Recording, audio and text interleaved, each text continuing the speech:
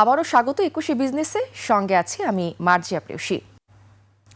ইসলামী ব্যাংকের সাবেক vice chairman ও সদ্য সাবেক রাষ্ট্রপতি শাহাবুদ্দিন চুপ্পুর বিচারের দাবিতে রাজধানীতে বিক্ষোভ মিছিল করেছে ইসলামী ব্যাংক সচেতন গ্রাহক ফোরাম। সংগঠনের নেতারা অভিযোগ করেন, ইসলামী ব্যাংকের শেয়ার কারসাজি ও ব্যাংক লুটেরা এস আলম গ্রুপের সহযোগী ছিলেন শাহাবুদ্দিন চুপ্পু ভাইস চেয়ারম্যান থাকাকালে তার মাধ্যমে কোটি কোটি টাকা লুট করা হয়েছে, যে কারণে ইসলামী ব্যাংকের আর্থিক সেবা থেকে বঞ্চিত গ্রাহকরা। শফিকুল ইসলামের রিপোর্ট। ইসলামী ব্যাংক নিয়ে আন্দোলন করা সচেতন গ্রাহক ফোরাম আবারও রাজপথে, তবে এবারের দাবি ভিন্ন। বিক্ষোভ মিছিলে অংশ নেওয়া আন্দোলনকারীরা বলছেন, ইসলামী ব্যাংকের অর্থ লুট ও সংকটের পিছনে দায় রয়েছে সাবেক রাষ্ট্রপতি শাহাবুদ্দিনের। এই যাবৎ চুপ্পুর কারণে আমরা যেভাবে ক্ষতিগ্রস্ত হয়েছি তার প্রতিকার চাই। সাহেব রাষ্ট্রপতির আগে সে সালামের মূল হোতা ছিল। কোথায় কোথায় অবৈধভাবে টাকা পয়সা কারা কারা নিয়েছে তাকে ধরলে হবে, মানে পালের গোদা তো সে। সাধুবাদ জানাই সরকারকে, চুপ্পুকে পদত্যাগ করিয়েছেন, কিন্তু তার চাইতে জোরালো দাবি অবিলম্বে তাকে গ্রেফতার করে বিচারের আওতায় নিয়ে আসেন। সচেতন গ্রাহক ফোরামের সভাপতি অধ্যাপক নুরুন নবী মানিক বলেন, অর্থ লুটপাটের বিষয়ে তদন্ত করে দোষীদের বিচারের আওতায় নিয়ে আসতে হবে, যাতে ভবিষ্যতে কেউ ব্যাংক লুটের সাহস না পায়। 2017 সালের পূর্বে তার যত কৃত অপরাধ রয়েছে সেই অপরাধগুলো অবশ্যই ফৌজদারি মামলার আওতাভুক্ত হবে। বিলম্বে যদি শাহাবুদ্দিন চুপ্পুর বিচারের ব্যবস্থা করা না হয়, তাহলে আমরা বৃহত্তর কর্মসূচি দিতে বাধ্য হব। ইসলামী ব্যাংক সচেতন গ্রাহক ফোরামের পূর্ব ঘোষিত বিক্ষোভ মিছিলটি ইসলামী ব্যাংক টাওয়ারের সামনে থেকে শুরু হয়ে জাতীয় প্রেস ক্লাবের সামনে গিয়ে শেষ হয়। শফিকুল ইসলাম, ২১ টেলিভিশন, ঢাকা। এদিকে ইসলামী ব্যাংকে এস আলম গ্রুপের শেয়ার কেলেঙ্কারির মামলা শুনতে বিব্রত বোধ করেছে হাইকোর্ট। নিয়ম অনুসারে প্রধান বিচারপতির কাছে এই মামলার নথি পাঠানো হয়। বিচারপতি মোহাম্মদ মুজিবুর রহমান মিয়া ও বিচারপতি রেজাউল করিমের বেঞ্চে মামলার শুনানি দিন ধার্য ছিল। ইসলামী ব্যাংকের আইনজীবী জানান, বাংলাদেশ ব্যাংকের অনুমতি নিয়েও কোনো একক গ্রুপ 10% বেশি শেয়ার নিতে পারে না। তবে ইসলামী ব্যাংক থেকে ঋণ নিয়ে এস আলম গ্রুপ বিভিন্ন নামে বেনামে 80% বেশি শেয়ার কিনেছে। এ নিয়ে বাংলাদেশ ব্যাংক কোনো ব্যবস্থা না নেয় আদালতে রিট করার কথা জানান এই আইনজীবী। আজ অধিকতর শুনানির জন্য দিন ধার্য ছিল, তবে বেঞ্চের একজন বিচারপতির বিব্রত বোধ করায় তা পরবর্তী পদক্ষেপের জন্য প্রধান বিচারপতির কাছে পাঠানো হয়।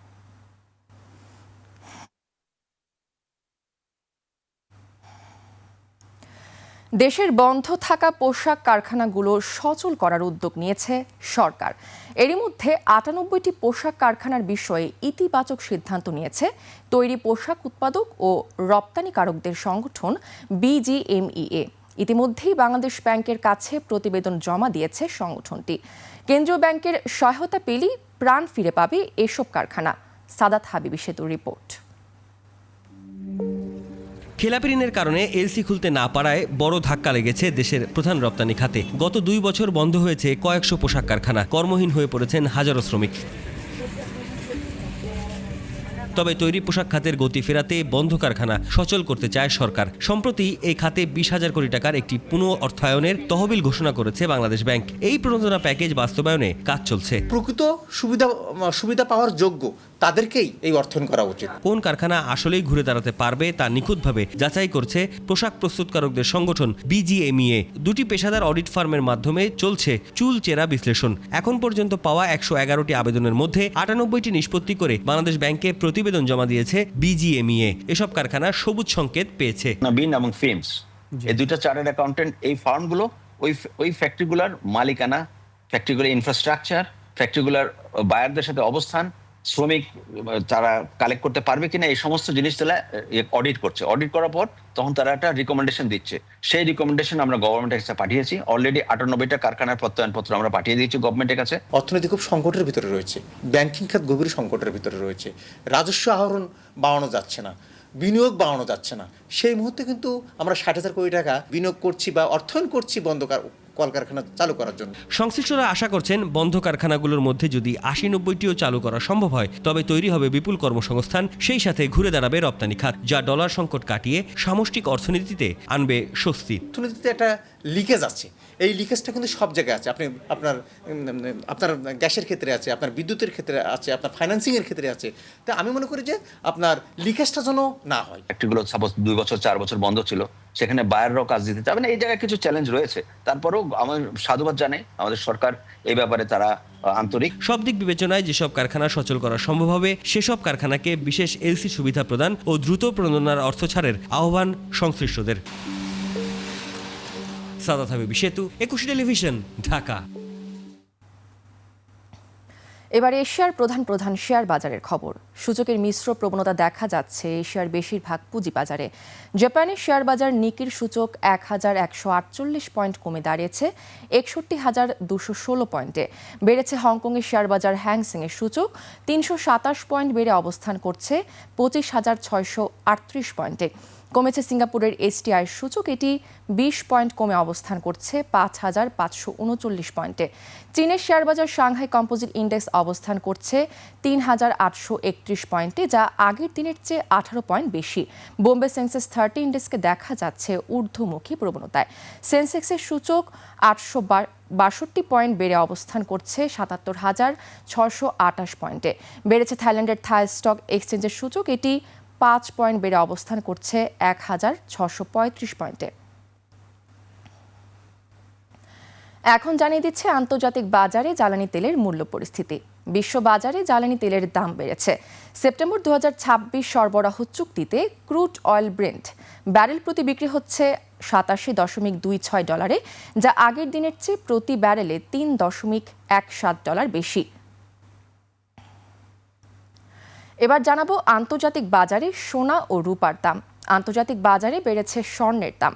22 ক্যারেটের প্রতি আউন্স স্বর্ণ বিক্রি হচ্ছে $4,036, যা আগের দিনের চেয়ে $6.94 বেশি।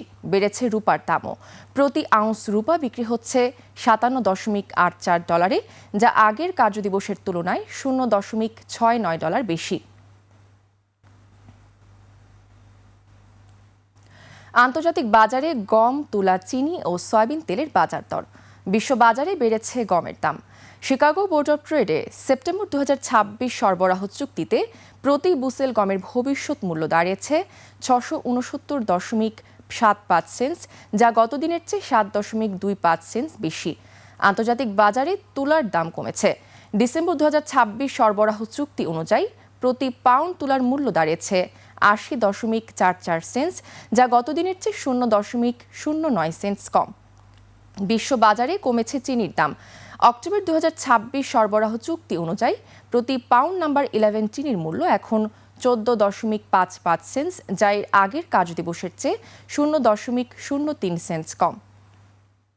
বিশ্ব বাজারে বেড়েছে সয়াবিন তেলের দাম। ডিসেম্বর ২০২৬ সরবরাহ চুক্তি অনুযায়ী প্রতি পাউন্ড সয়াবিন তেলের মূল্য এখন ৬৮.৯৪ সেন্টস, যা এর আগের কার্যদিবসের চেয়ে ০.০১ সেন্টস বেশি।